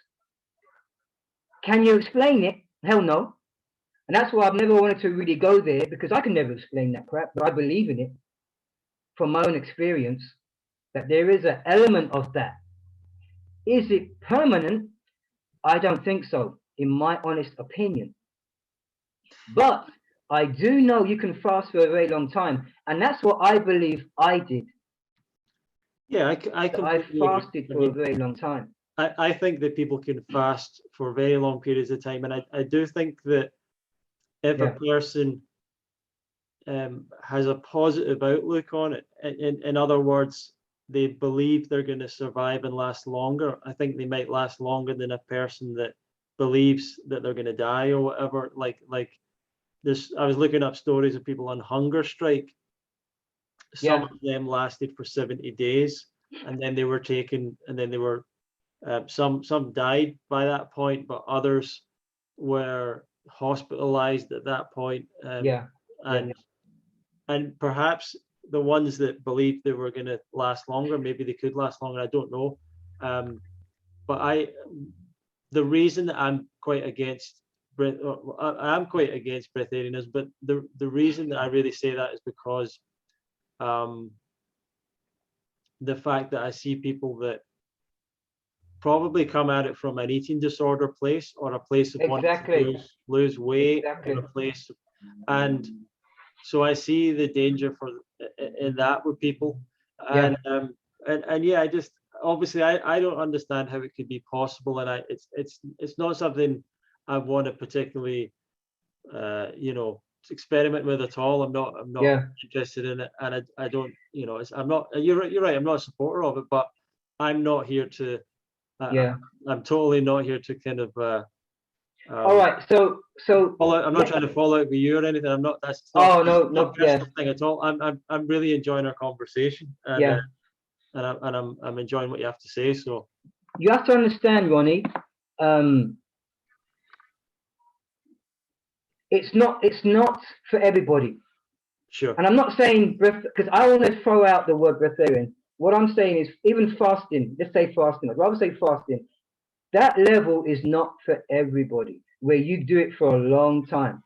And then even when you do have something, it's very minimal. That takes nurturing. And I can understand when people just show up off the street and say, right, I'm going on a hunger strike, and after 7 days, they're screwed. I totally get that. The problem is too many people do that. And then they want to, again, with that interest, they want to stretch the definition to say, right, now I'm breatharian. Now I'm doing this, or now I'm doing that. But I know for a damn fact, it's a lifelong pursuit. It's a lifelong practice. And I can't stress that enough. And even I think, even me, when I look at myself, I think, you friggin' idiot. How irresponsible could I have been to myself? I'm lucky. I'm that type of guy anyway. I'm that guy. If you have 3 categories, right? Fruitarian, Liquidarian, and let's say fasting, right? I'll be in that. I'll be the guy that gets put in the fasting thing. I'm just that guy. That's just my makeup. You know what I mean? It's not everyone's like that. There's some that will be world champion Fruitarians. There's some that will be world champion Liquidarians, and that's just where their body is. That's where their DNA lies. That's where their signature is. You know what I mean? And that's my take on it. So yeah, some people are not going to be able to do the fasting, long-term fasting thing, or even feel comfortable even thinking about it. Some people aren't going to be into the Liquidarian, but sometimes they'll fit straight into the eating fruit all day aspect of Fruitarianism. Yeah. So where are you at now? I mean, you were saying that by the end of it you weren't 100%, and what's your lifestyle like now? What did you transition to? Oh, what happened to me after the whole breatharian thing? I totally went off the. I ate whatever I flipping wanted to, man. Went back to carbs, man, big time. What happened was though, because I actually did it, my body blew up really quickly because it was getting those dense sugars and calories and stuff. So my body blew up real quick. Sure. And I'm pretty sure I was living with diabetes for a while because I felt like crap, and I was living with it. Oh wow. I was living with it. It wasn't until I was eating crap, man, for like 4 years. In between that time, I met my wife. And I told her, because she vaguely knew who I was. She didn't know 100%, but she vaguely knew who I was. And I didn't tell her much either, so I didn't want to say anything. But I asked her one day, "What is it you want to do with your life?" And she said, "You know what? I want to be a Fruitarian." And without knowing you at all? Yeah. Wow. Without knowing what I did. That's she amazing. knew I was in some kind of personal growth thing. Yeah. She said, I want to change my diet, and I want to do the Fruitarian. And I was like, oh fuck. And you know what? I had just promised like 2 years before just to eat shit and die. I was that pissed off with the whole cycle, the whole Fruitarian, Liquidarian, and Breatharian. I was that pissed off with all the people involved. all that, the culture, everything. I just said, look, I'm just going to eat shit and die. I'm just going to walk the streets, say hi and bye to people, and just eat shit and die, and that'll be me over and done with. And was that like Right? non-vegan as well, or just everything you ate? No, it was vegan. Yeah, I at least kept that. You know what I mean? Right. But I wasn't strict. I'm not going to say I wasn't asking people, oh, is that vegan? No, Yeah, that wasn't me. I was just eating shit. right. I see. I was just eating shit. You know what I mean? So yeah. So I wasn't that guy. So yeah, I vowed that I wasn't going to do this again. I wasn't go to that level of effort again. You know what I mean? I wasn't going to have to go for that level of scrutiny again. Because it was just pointless. Yeah. So then she said she wanted to be Fruitarian, and then that triggered something in me because it's somebody you love. Knowing the culture, it was like, oh shit, you ain't doing that shit without me. You know what I mean? You're gonna have to go under my wing because it's a jungle out there. So that's how I got back into it again. And I was nearly 100 kgs. I was like 98 kgs. Oh wow. I was heavy, man. And I was blown up and I was everything. And so I said to myself, okay, I'm going to use this to get back into shape. And I knew I had to do it. And that's what I did. I ended up using that.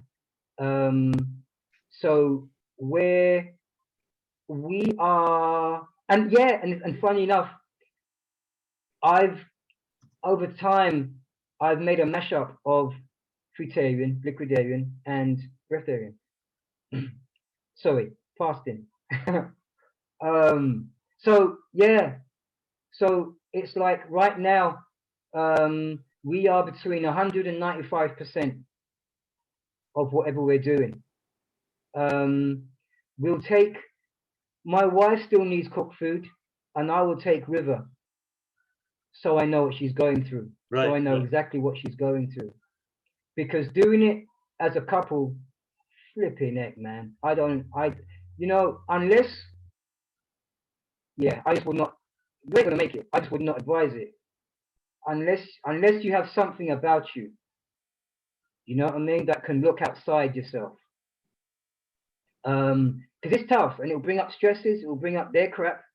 If it's one person that isn't raw and one person's raw, it will bring out one person's crap that maybe you don't want to deal with, maybe you don't want to see, because it will change how you view that person. You know what I mean? Whether you like it or not, or vice versa. So you know, so that's where we are. I'm me personally, I'm gravitating more towards fasting with very minimal fruit. Fasting with Liquidarian. I love that. I've always loved it. And I've always wanted to kind of go back to that. Having said that, the whole Liquidarian thing, I always kind of questioned why it's a point, because fruit decomposes to nothing anyway. So you know what I mean? You're pretty much Liquidarian anyway, even if you're Fruitarian. So, but anyway, that's just.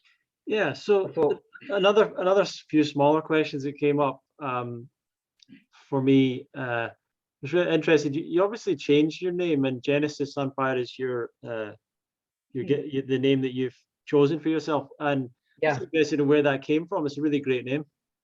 It came from Genesis being the beginning. Right. And Sunfire came from, and you'll laugh when I say this, I think.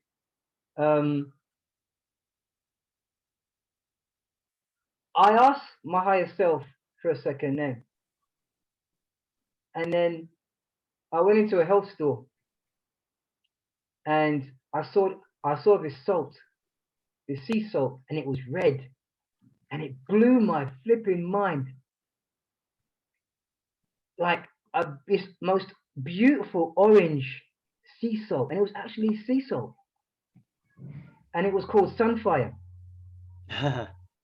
And I bought it and I used it to cleanse myself with. And that's how Sunfire came about. Wow. Because I was so fascinated by this salt.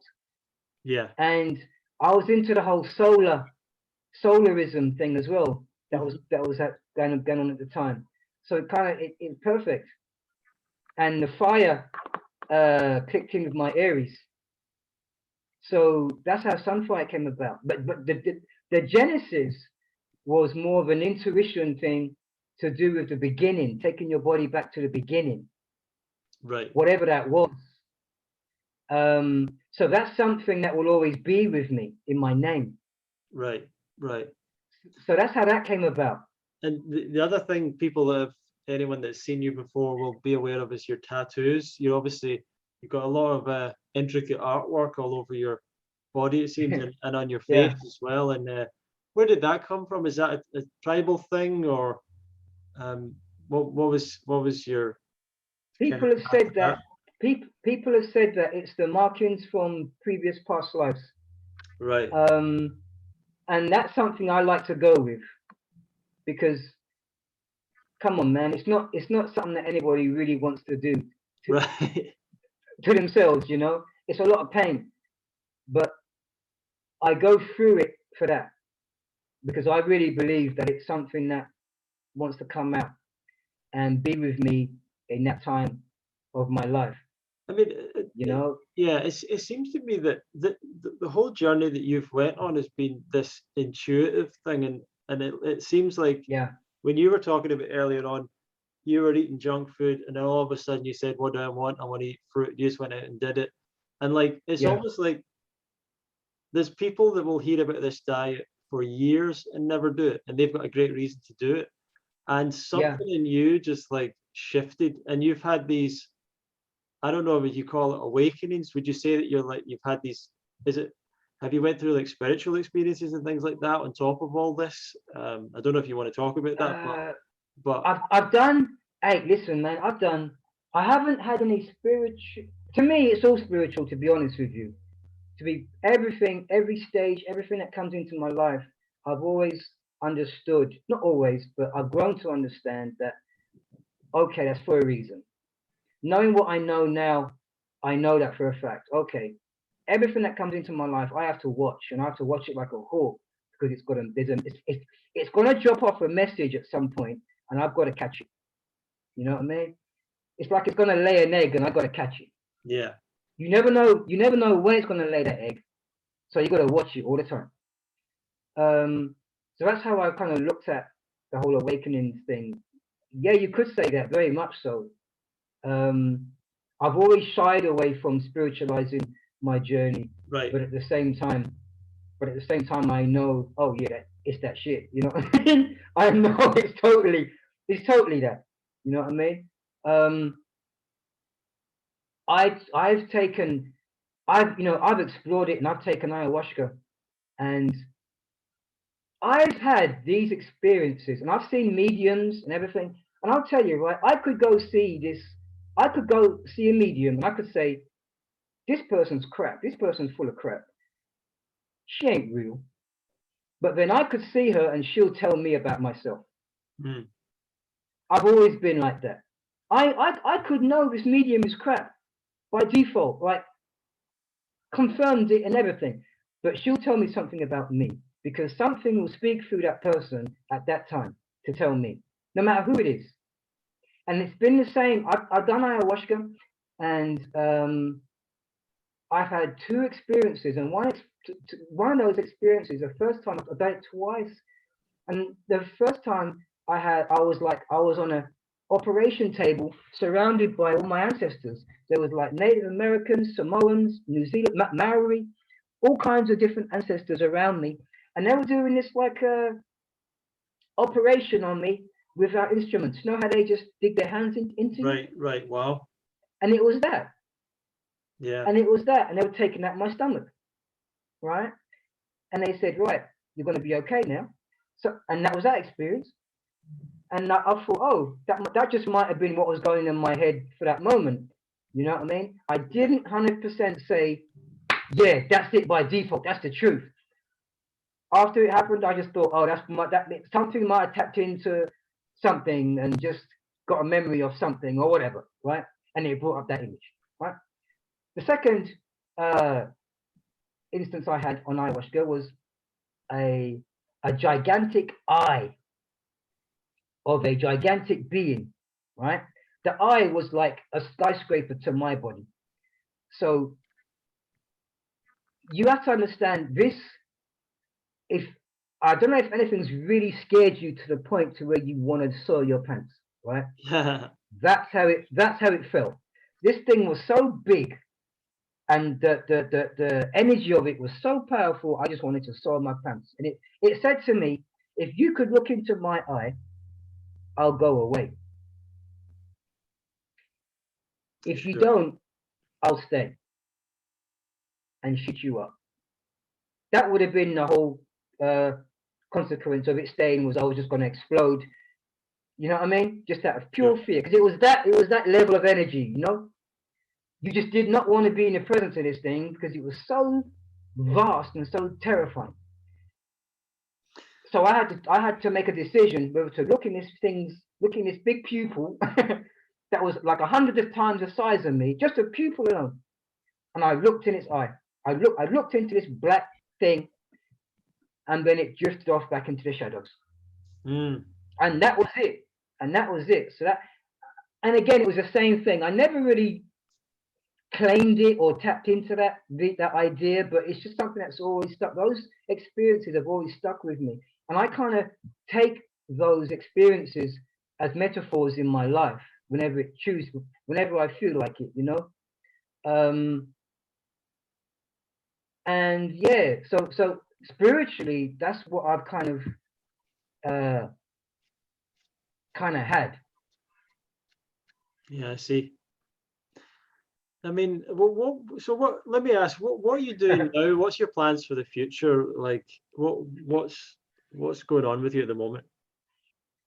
Man, now I feel like I can actually start this journey. Now I feel like exactly that. Now I feel like I can actually start this journey. And I feel what I did before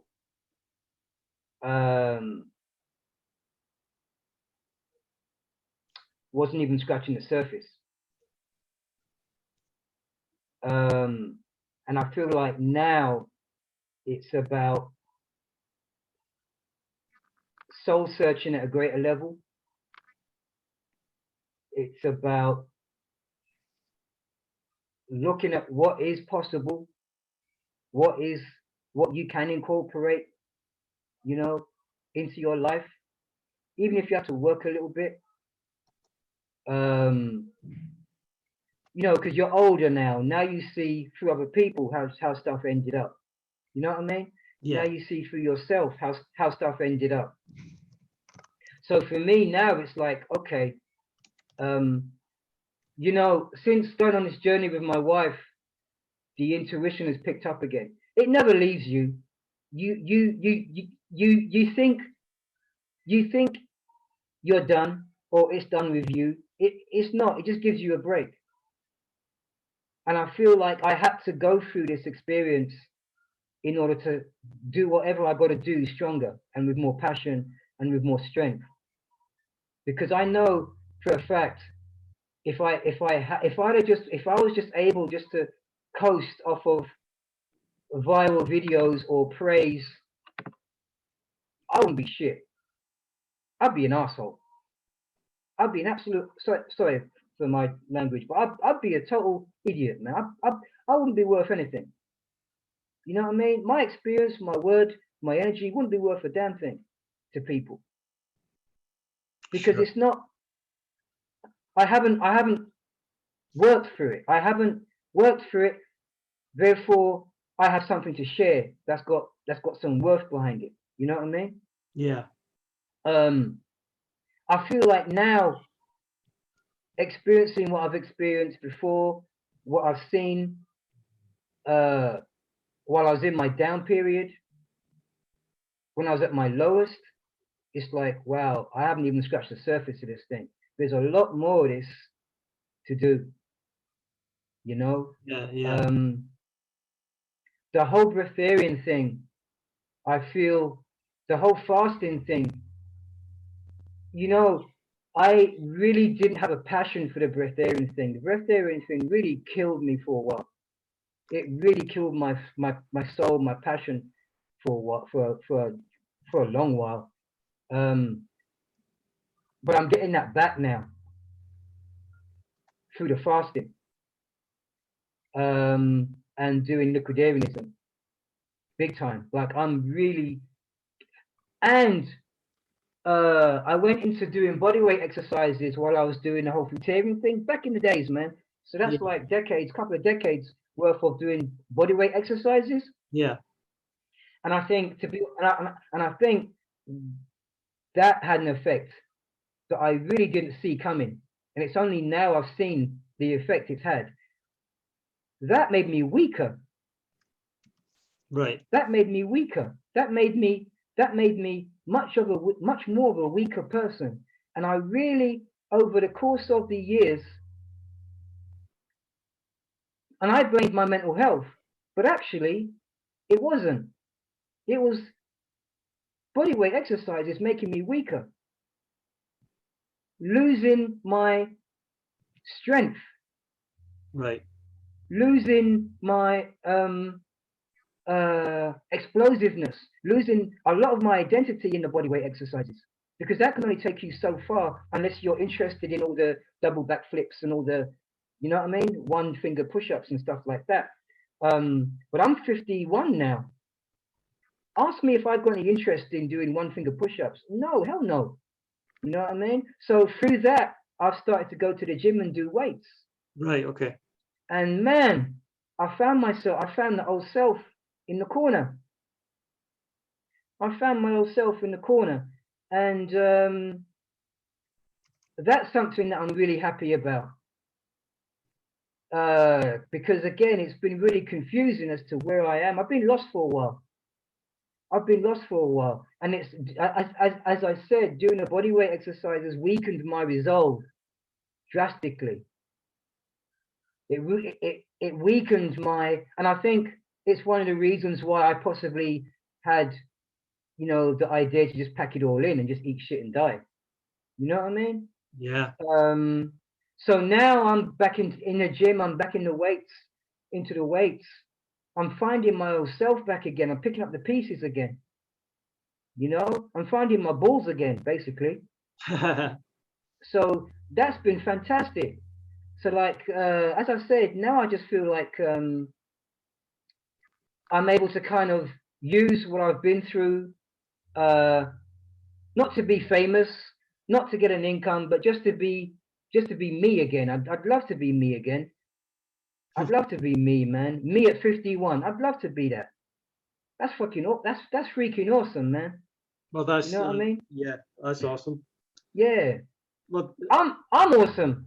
yeah, of course. I'm an amazing individual, and you are too, man. And it's just about, you know, not letting the crap cover us up. Sure. You know what I mean? But you got to fight for it.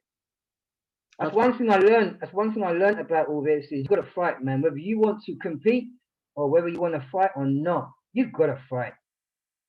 Society ain't built for pure people, man. Society is not built for purity. It's not. yeah, So you got to fight.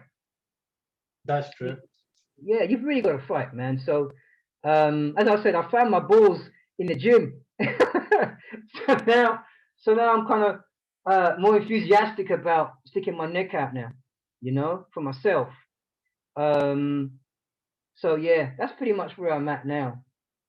Genesis, has been a great conversation. I just want to talk to the viewers and listeners right now when this is put out. Thank you all for watching, and feel free to comment below and give us your feedback.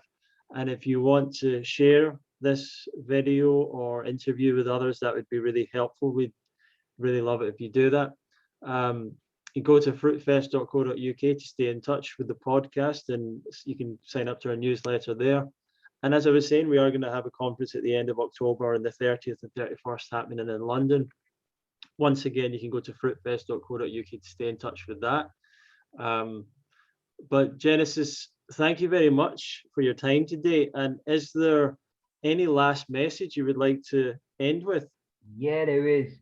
I'm a bit of a hermit. I've been a bit of a recluse, but I wanna, as I'm a lot older now, and I would like to say I'm a bit more wiser.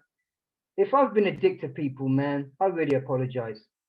But I also want to say to people, the people that I have come across, the people that have supported me, the people that have been unbelievably supportive, the great friends, the people from Doug's retreats, the staff that I've met on Doug's retreats, everybody. I just want to tell you that I love you. I haven't forgotten about you.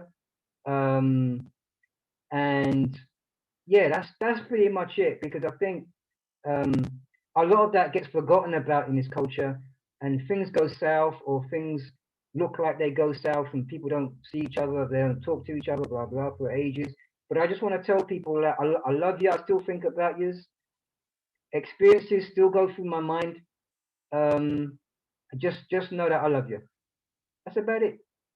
It's a beautiful message to end with. Thank you very much, Genesis, and everyone. I'll see you. Hey, thank you for having this old timer and listening to my crap. Thank you very much. It's been a great pleasure. A great pleasure. Thank you, Ronnie. No problem at all. I hope we stay in touch and continue the conversation and maybe do this as awesome a second episode. But thank you very much. That'd be lovely. And I'll see everyone in the next episode of the Love Fruit podcast. Thank you all for now.